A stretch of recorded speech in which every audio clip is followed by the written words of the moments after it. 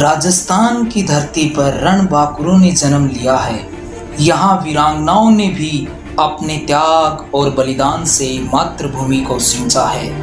राजस्थान इतिहास की इस कड़ी में आज हम मेवाड़ के गोहिलवंशी राजपूतों के इतिहास में रावल रतन सिंह और रानी पद्मावती की वीर गाथा पर चर्चा करेंगे। तो आइए शुरू करते हैं। जैसा कि हमने पिछले पार्ट में देखा कि जैतर सिंह के वंशज समर सिंह के दो पुत्र हुए, कुंभकर्ण और रतन सिंह।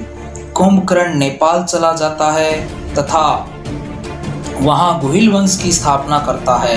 इधर 1302 ईस्वी में रावल रतन सिंह मेवाड़ के शासक बनते हैं। इस समय मेवाड़ की राजधानी चित्तौड़ थी। रतन सिंह का विवाह सिंहल द्वीप की राजकुमारी पद्मावती के साथ होता है। पद्मावती के पिता का नाम गंधर्व सेन और माता का नाम चंपावती है।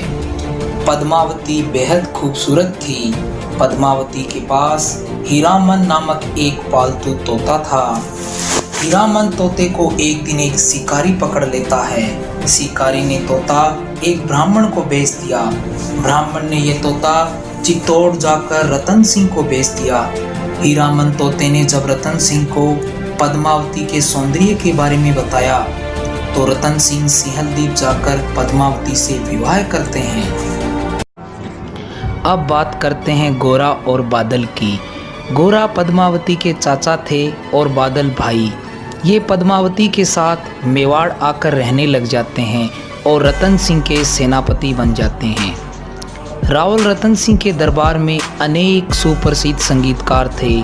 उनमें से एक राघव चेतन भी था। राघव चेतन को संगीत विद्या के साथ साथ तांत्रिक विद्या भी आती थी। वह उसमें भी निपुण था। रावल रतन सिंह ने इसे अपमानित कर राज्य से बाहर निकाल दिया था। अपने अपमान का बदला लेने के लिए राघव चेतन दिल्ली के सुल्तान अलाउद्दीन खिलजी के पास चला जाता है। उसने अलाउद्दीन खिलजी को रानी पद्मावती की सुंदरता के बारे में बताया। मलिक मोहम्मद जायसी के द्वारा लिखित पद्मावत ग्रंथ से पता चलता है कि अलाउद्दीन खिलजी पद्मावती को पाने की लालसा लेकर चित्तौड़ पर 28 जनवरी 1303 ईस्वी को आक्रमण करता है। इस युद्ध में रावल रतन सिंह वीरगति को प्राप्त करते हैं और गोरा और बादल भी वीरगति को प्राप्त करते हैं तथा रानी पद्मावती के नेतृत्व में हजारों राजपूत स्त्रियों ने जौहर किया। इसे मेवाड़ का प्रथम साका कहते हैं। साके का मतलब है जब राजपूत योद्धा केसरिया करें, यानी वीरगति को प्राप्त हो जाएं, और इधर राजपूत रानियां जौहर करे, यानी अग्नि की ज्वालाओं में खुद को समर्पित कर दे। जौहर और केसरिया दोनों होने पर इसे साका कहते हैं। 26 अगस्त 1303 ईस्वी को चित्तौड़ पर अलाउद्दीन खिलजी का अधिकार हो जाता है। अलाउद्दीन खिलजी चित्तौड़ दुर्ग का दरवाजा, जिसे अष्ट धातु दरवाजा कहते हैं, उखाड़कर दिल्ली ले जाता है। इसे बाद में शाहजहां लाल किले में लगवाता है। बाद में भरतपुर के राजा जवाहर सिंह इसी दरवाजे को लाल किले से उखाड़कर भरतपुर ले आते हैं और आज भरतपुर के लोहगढ़ के मुख्य दरवाजे पर यह अष्ट धातु दरवाजा लगा हुआ है। अलाउद्दीन खिलजी अपने पुत्र खिज्र खां को चित्तौड़ दुर्ग का किलेदार बना देता है और चित्तौड़ का नाम बदलकर खिजराबाद रख दिया जाता है। रतन सिंह की मृत्यु के बाद रावल शाखा का मेवाड़ में अंत हो जाता है। आगे चलकर जालोर का राजा मालदेव सोनगरा, जिसे मुछाला मालदेव भी कहते हैं, अलाउद्दीन की अधीनता स्वीकार कर लेता है। चित्तौड़ का किलेदार खिज्र खां के स्थान पर मालदेव सोनगरा को बना दिया जाता है। मालदेव की मृत्यु के बाद बनवीर सोनगरा चित्तौड़ का नया किलेदार बनता है। बाद में आगे चलकर राणा हमीर सिसोदिया, आपको पता है हमने पहले पिछले पार्ट में देखा कि राहत ने सिसोदा गांव में राणा शाखा की नींव डाली थी, जो सिसोदा गांव में रहने के कारण सिसोदिया कहलाई थी। तो उसी वंश का है राणा हमीर सिसोदिया। तो राणा हमीर सिसोदिया बनवीर सोनगरा से चित्तौड़ दुर्ग वापस छीन लेते हैं और मेवाड़ में सिसोदिया शासन की शुरुआत करते हैं। मलिक मोहम्मद जायसी, जिन्होंने 1540 में पद्मावत ग्रंथ लिखा था, उसी ग्रंथ से मेवाड़ के प्रथम शाक्य की जानकारी मिलती है। और चित्तौड़ आक्रमण के समय अलाउद्दीन खिलजी के साथ अमीर खुसरो नामक इतिहासकार भी था।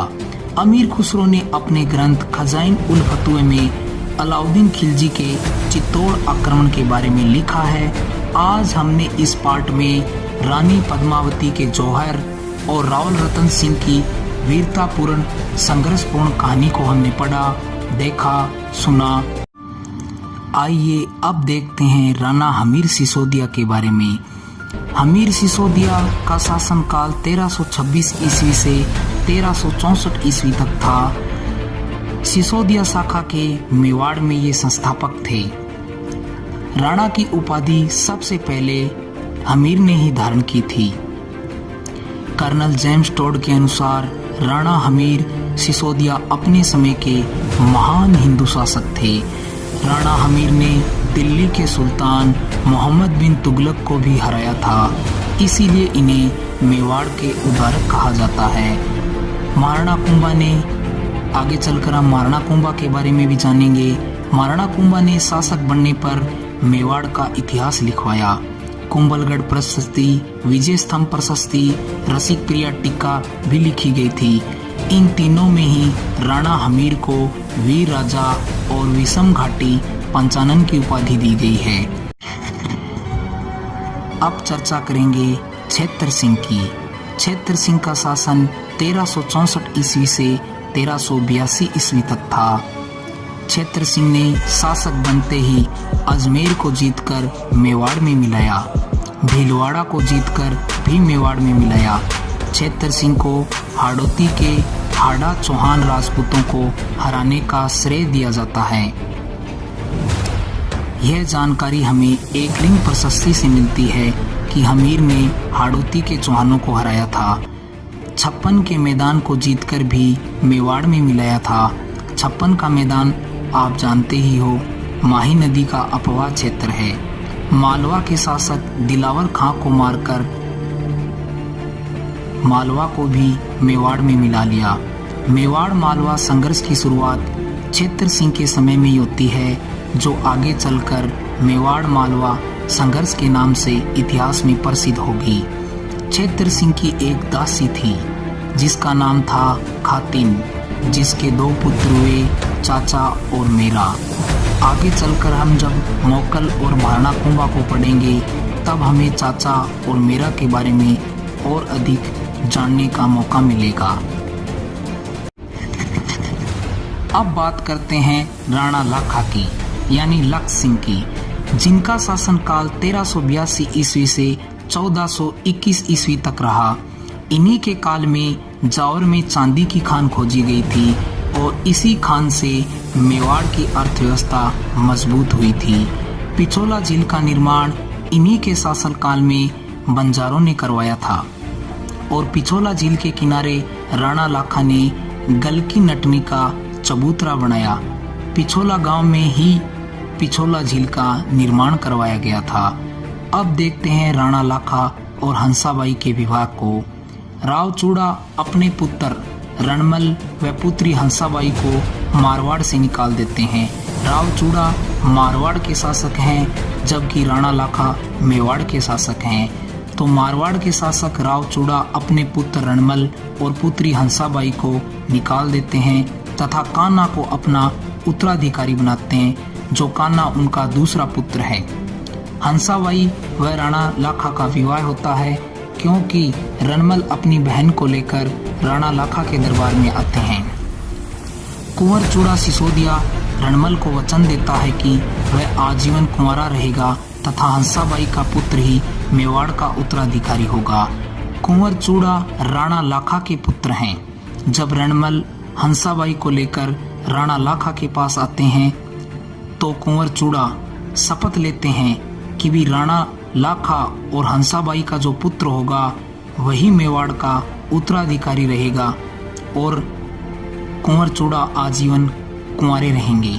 इसीलिए कुंवर चूड़ा को मेवाड़ का भीष्म पितामह कहा जाता है। राणा लाखा और हंसाबाई के पुत्र होता है जिसका नाम है मोकल। आज के इस पार्ट में हम इतना ही जानेंगे। मोकल और महाराणा कुंभा के बारे में हम अगले पार्ट में जानेंगे। धन्यवाद। मेवाड़ के अगले पार्ट में फिर हम आपसे मिलते हैं। धन्यवाद।